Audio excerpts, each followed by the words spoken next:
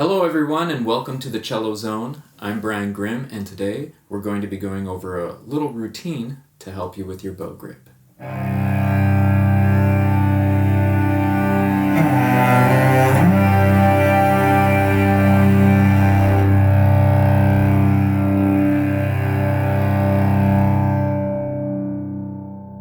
So whether you're one of my students and we're working on this right now, or you're someone out there who is having trouble with your bow grip and how to interact with the bow, or you're another teacher who's looking for some additional help to send on to your students, this video is for you.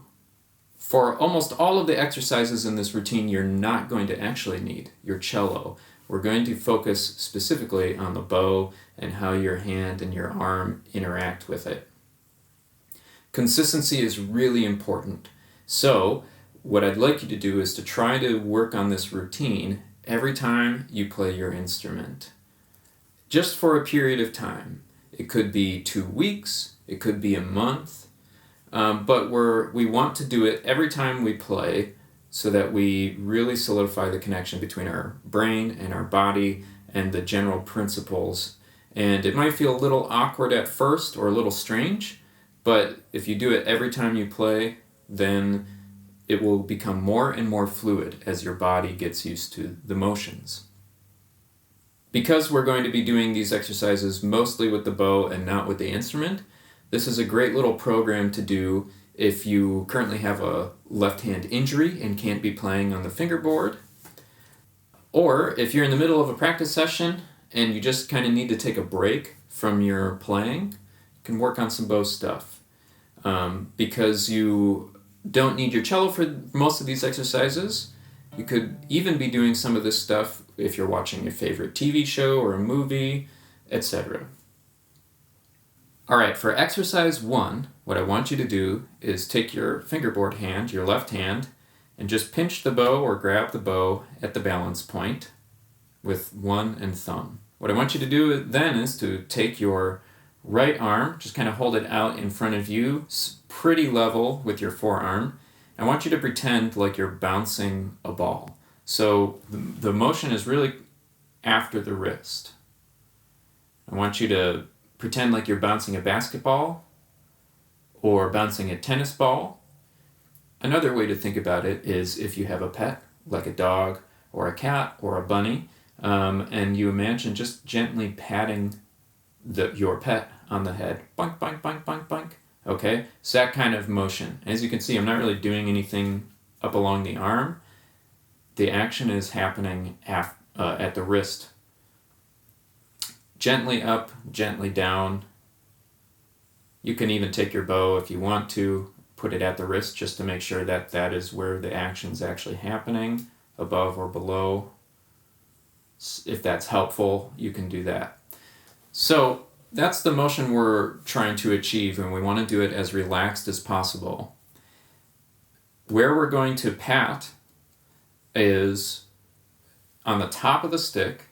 You can see the stick and my fingers are intersecting directly in the middle of my fingers for this. And all I'm doing is just pat, pat, pat, pat, pat, just gently patting the stick right above the frog. And this is why we might want to do this without the cello, is just in case you accidentally drop the bow or pat it out of your hand. We don't really want to do this too hard. It's more like the bouncing of the ball, patting of the pet head, just to get this sort of wrist action and the connection between how the weight and energy of your arm is going to transfer from your hand to the stick connected. Just pat, pat, pat, pat, pat, really light. Then you can come back to doing some bigger, slower motions at the wrist. And then eventually you can work on getting it a little more floppy and kind of getting the other parts of your arm involved. That's a little more advanced, but just if you try this, stay as relaxed as you can. You can see my fingers start to just hang at that point, almost, well, moving more towards a regular bow grip. But for now, work on this motion Okay, so just pat, pat, pat, like bouncing a ball or patting the head of a pet. Now, for the second exercise, we're going to do almost more of a yo-yo motion, like if you're, or the tennis ball where you're letting go and then grabbing it back. Okay, and this is where we're using more of a wave principle. So you can see that instead of just having a flat hand like this, I'm actually waving, curling the fingers to create a wave motion. And what I want you to do is still contact with your fingers directly through the center or the middle of your fingers, connecting to the stick. I want you to wave in a way that you don't lose contact with the stick. So you keep your left hand fingers in contact with the stick, okay?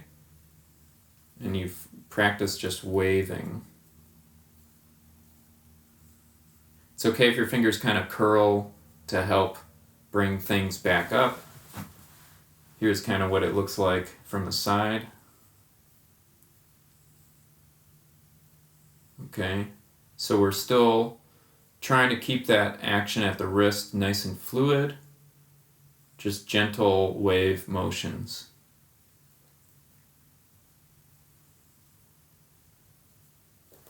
So this is that waving motion.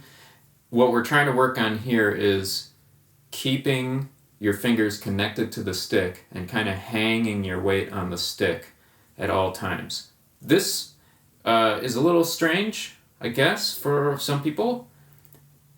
What's probably going to happen is you're going to kind of lose contact with the stick a bunch. And so really work at just doing the minimum amount of motion you need to in a fluid way where you can keep your contact with the stick from your right hand. Notice that I don't have my thumb attached yet. That's coming up next. All right, so we just do that for a little while. And then the next exercise, what I want you to do is to place your thumb. This is tricky. There are multiple places you can put your thumb. There are multiple styles of bowing with your thumb. I want to show you two of them. And this grip that I'm showing you, the grip that I teach all my students, is like the all-purpose, works for anything, default, standard, and traditional bow grip at the frog. Okay, so where we're going to place our thumb is right at the corner of the frog where it meets the stick. So you can see there what I call the nose of the frog here, and the stick where they meet, that's where we're going to put our thumb. Right, there's two ways you can do this. There's a traditional flat thumb way. Okay, so when cellists started holding the bow at the frog around 1800, it's about when that happened, they had a flat thumb style because they had been previously holding the bow further up the stick, like where this leather is. You can't really hold the stick further up with a curved thumb. So those players would hold it with a flat thumb, and they just moved that down here. So that's the old traditional way, is with a more flat thumb.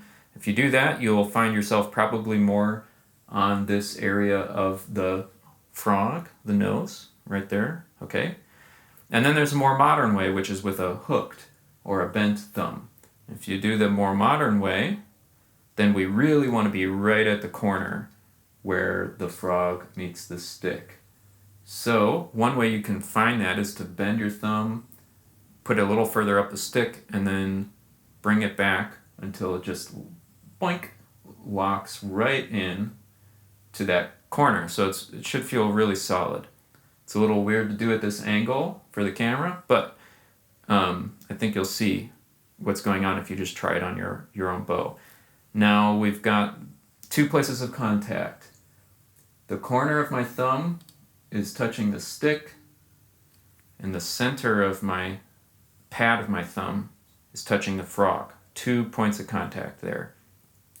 Notice how I'm on the back side of the stick and the frog and not underneath. That's really important. So we don't want to slip and slide underneath the frog. We want to be touching on the back side. Our bow grip is front and back of the stick. This is the front side, the side that's away from you. This is the back side, the side that's toward you. So we hold the stick from the front and the back. We do not hold the stick from the top and the bottom, okay? That would be like a beginner's grip, a French grip thing. And if you are in French grip, you can easily transition from that by turning upside down, grabbing the screw. Just turn the bow hairs away from you until the bow is flat with your hand. And then now you've got a nice front and back grip instead of a top and bottom grip. Okay, so depending on what style your teacher has learned, they might demand that you have a hooked or bent thumb, but just know that a more straight flat thumb also works, and that is actually a more traditional way to hold at the frog. Both are okay, all right? So that's a standard grip, and once we have the thumb in place, just remember how we were kind of resting our hand flat on top of the stick before, the first exercise? Boink, boink, boink, boink, boink. If you just let your fingers curl over, nice and relaxed, let them curl over. Look how they hang, nice and relaxed there. Okay, I put my thumb into place. Now I've got a good bow grip. Here's a really important principle to understand. If your wrist is super cranked like that, like a swan's neck kind of style, you're going to have a lot of trouble with your bow grip. So notice that when my wrist is super bent, locked up like this, how flat my fingers become. That's like the only way I can still hold on to the bow. It's like a cliff face. Here from my knuckles down to my fingers, it's like straight down. So we don't want this. We want to break this habit. What you need to do is relax your wrist down and let your weight hang over the stick. So your wrist is behind the bow. That's what allowed us to do this before. If you try to do that exercise with your super bent wrist, good luck. You can't do it. So this goes back to step 1, step 2, and now we're adding the thumb. When you add the thumb, it limits your range of motion. I want you to just try this. You can go from step 1, step 2, really wavy. Now with the thumb, there's much less motion at the wrist, as you can see. And we get a little bit more action in the fingers. So instead of this cranked wrist, cliff face fingers, let your wrist relax down, hang your weight into the stick, and look at these nice waterfall fingers. We want to think about the energy of the bowing starting at the shoulder, coming all the way down the arm, like water running down the mountainside. And then that energy is going to flow off the knuckle, and just like a waterfall doesn't go off of a cliff and then just go straight down like the rocks of the cliff. The waterfall is going to continue its energy forward, and then gravity starts to pull the water down. And that's what your fingers need to be like. They need to be like the water of the waterfall, going past the cliff edge and then curling down. So we get that nice finger action. Now again, if you have a pet like a rabbit or a dog, you can create that kind of hand puppet style shape. First and fourth finger are kind of free floating like the ears. 2 and 3 are kind of the core of your stability of your bowing. You can see where my thumb meet the right in between 2 and 3, where that first line is here for your knuckle. Okay, now you can just practice kind of scrunching, like imagine that rabbit or the dog is munching on a snack. You just gave them a nice treat, nom, nom, nom, nom, nom, and they're munching and they're crunching and it's yummy. So you can just kind of practice that motion, and that's your stability for bowing right here. And where first and fourth finger come into play is the finesse of those circles or the ovals. You can see we can do an up and down kind of motion or the side to side circles. And this is, your knuckles are going to go counterclockwise as you look at the back of your hand.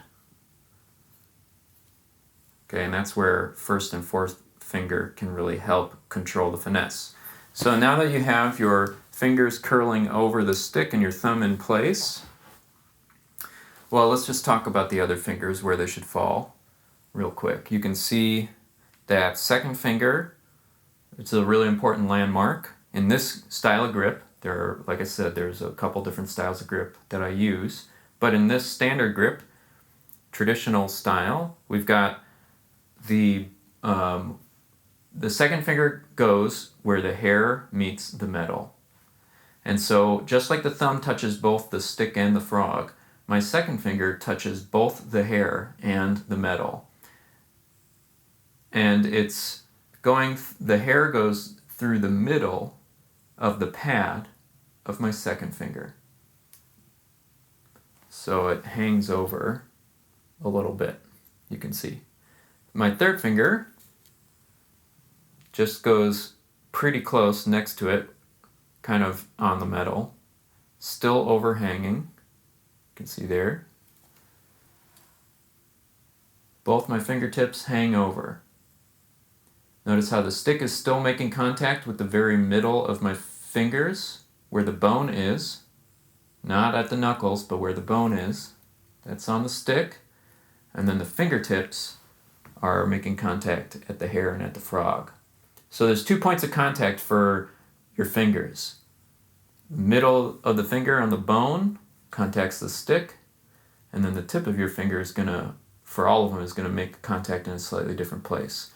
Now your fourth finger is going to make contact right where this little pearl dot is. If you don't have that, it's simply at the center of your frog. So that's convenient. We've got the middle of our pinky on the stick, and then it just curl it over. Now you're on the dot at the center of the frog. First finger, you can let this knuckle cradle the winding, so that if you let it curl, you can kind of pull up the bow like that. So we're kind of cradling the winding at that knuckle, but when we lean our weight into the stick, like this, it's through the bone of the middle of the finger. Again, that's how we're going to get our weight into the stick in a relaxed way. That's how we can hang over the stick, hang our weight into the stick in a relaxed way, is through that first exercise where we can pat the bow. And that shouldn't hurt, because we're not doing it at the joint or the knuckle. We're doing it where the bone in the middle of your finger is. Okay? That's how you hang that weight over. Look how relaxed those fingers are, nice and easy. The only way to do the circles and the ovals or the ellipses is to stay relaxed at all of your joints. It's the only way. So now, for this exercise, what I want you to do is to take your first finger of your left hand, just get it right in between the hair and the stick, right at the tip, and almost like a pool cue, if you're playing pool or billiards. Just the same kind of motion you would do for that. Just about 1 inch or 2 inches of bow. So I want you to practice going back and forth like this. Now notice how I'm not leaning backwards like this. That's bad news. That's pointy from behind grip. That's pokey grip. Push, push, push, push, push, push, push. We don't want to push our bow, because look at how stiff my wrist and my elbow is. Poke, poke, push, push. That's bad. Pointy from behind grip's got to go. What you need to do is lean in. So that's outside lean to your outside. We want to lean in the other way. towards your body. That way we can get all of this weight through our first finger. If I lean in and I rotate my whole forearm like this, and I keep a straight line at the wrist, this is like pouring water out of a pitcher. So we're going to pour all that weight into the stick. That's how you lean into the stick. So make sure you're leaning that way, then the wrist can do its bouncing motion, just like exercise 1 and 2. And eventually you get that finesse of the circles happening at all of the joints. So you can do just little finger circles. You can do circles at all of those joints like this. You can do just a bounce where you really let your fingers kind of hang long like this and then pull it back up. So here's from this angle. That's that bouncing motion. There's a couple different little ways you can do this. Here's this little flatter wrist kind of style, bouncing up and down. You can do nice slow circles. You should just kind of work on all of these things. And it's nice and safe because your finger's locked in here. Start with little motions like that. Just get used to the wiggle, wiggle, wiggle. And then you can move to bigger motions, work on circles, work on bounces, do the little pet munching on some food, yummy, yummy, yummy, that kind of stuff, okay? Just get comfortable with how your fingers are hanging over the stick, how your thumb interacts with the frog. You don't have to worry about dropping your bow. You can work on different techniques this way. Keep everything relaxed. Don't lock up the wrists. You see there's quite a lot of motion happening, okay? After you've made it that far, the next step is to actually put those principles into action on your instrument. Okay, so you have your good bow grip. You can very quickly kind of go through those and carefully and safely go through the little bouncing. I actually found maybe it's better to hold the bow a little bit further out towards the middle. It's a little safer, and you can kind of bounce it down like that. Then doing the wave, where you stay connected to the stick the whole time. Then let your fingers hang your weight into the stick, and simply place your thumb at the corner of the frog where it meets the stick. Okay? And at that point, you can put your first finger at this little spot at the tip of the bow, do some little wiggles back and forth, 1 or 2 inches of bow, get all that ready to go. Now, why don't you go ahead and keep your finger here for a second. I just want to show you the general motion. We're not going to go too deep into this. I'll do another video for that. But the idea is that there's a wave that goes from your shoulder all the way through the arm, through every joint, down to the fingers, to the hand, into the bow, into the string. We need that energy of that wave to get to the string. So we don't want to lock up any of our joints, because that's going to stop the flow of the energy getting to the string. So here we are. We're kind of hovering above the strings. And when you're doing a down bow, your wrist is going to be a little bit down also. You're on the valley of the wave, the down part of the wave. So down bow, down wrist. So we're kind of ghosting our bow stroke. Down wrist for the down bow. Then as we come up, we have our up wrist for the up bow. So now we're on the upper part of the wave, or the ellipse. Then for the down bow, we're on the down part of the wave, or the ellipse. Then for up bow, up wrist. So you can practice this motion, up wrist, down wrist. You can do just the one bow stroke, pause, transition for the next bow stroke, pause, you see how I have to prepare with my arm ahead of time. So I'll explain this in a lot more detail in a future video. But for now, this is one way you can practice before you even put the bow back on the string. Get used to this motion. The way I kind of describe it is like those train wheels where you have the train wheels doing circles, and then there's the joint brace in between the wheels that's going side to side. It's the same kind of principle. Our arm is doing the circles, and then the bow is going on this horizontal side to side plane in a straight-ish line. Now it's time to try it on your cello. Stick at first with the G and the D strings. They're kind of neutral, easy to balance, and our arm doesn't have to do anything extreme, like on the outer strings. So we're on the G string, we have a down bow. There's our down wrist, down the lower part of the wave, or the belly of the ellipse. Then we round. The reason I keep saying this word ellipse, or oval, is that shape is the track of our wrist. Down, up, down, up. So you can see when we round the bend of the ellipse to get ready for our up bow, our wrist is going to help lead that.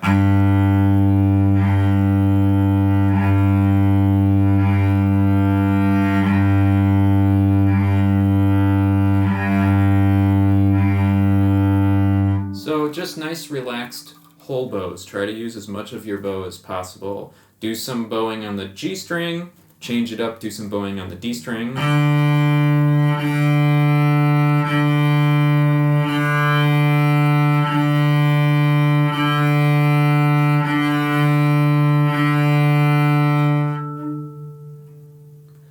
Once you feel comfortable on one string or another, you can try going back and forth between the open strings.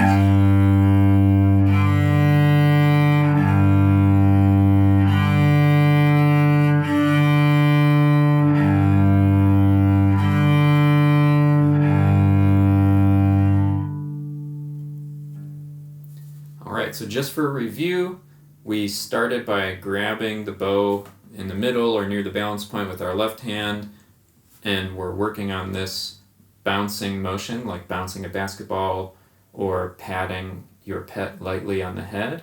And we're just doing that with the bow to get used to how we transfer the weight through the middle of our fingers to the stick. The next exercise was from the wrist to the fingers, to do more of a wave motion, like this, and to stay connected to the stick with the middle of your fingers the whole time. Little waves, okay? The next exercise was to let your weight drape on the stick, and just take your thumb and shoot for in between your second and third finger. Take your thumb, just place it right there at the corner of the frog where it meets the stick. Put your first finger of your left hand here at the tip of the bow in between the stick and the hair, and just work on little circles, little back and forth wiggle, wiggle, wiggle.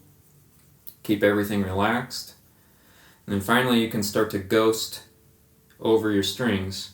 Down wrist for down bow, transition, up wrist for up bow, and you just keep working on that. Nice big motions to get used to it. And then when you feel comfortable with that, try it on the actual open strings.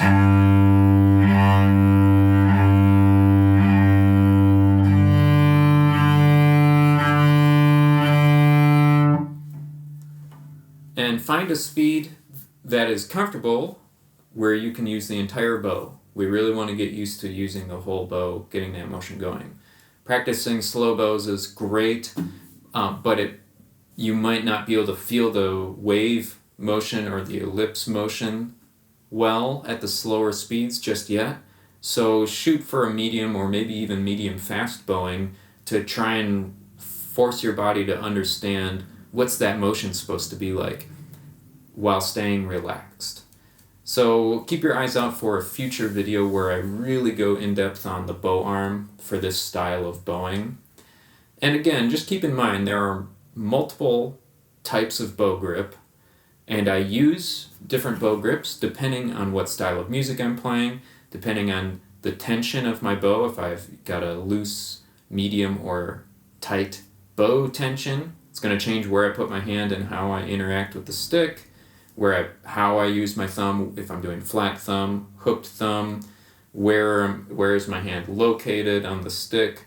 It also depends on what kind of bow you're using.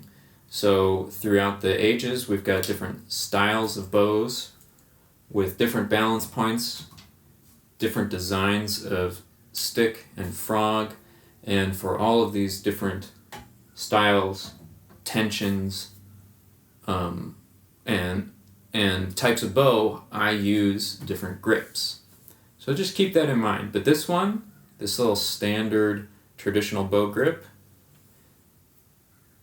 this will work for everything, okay? That's the whole reason that I teach it to you. It's the all-purpose standard grip that you can use for pretty much everything. All right, I hope you found this helpful.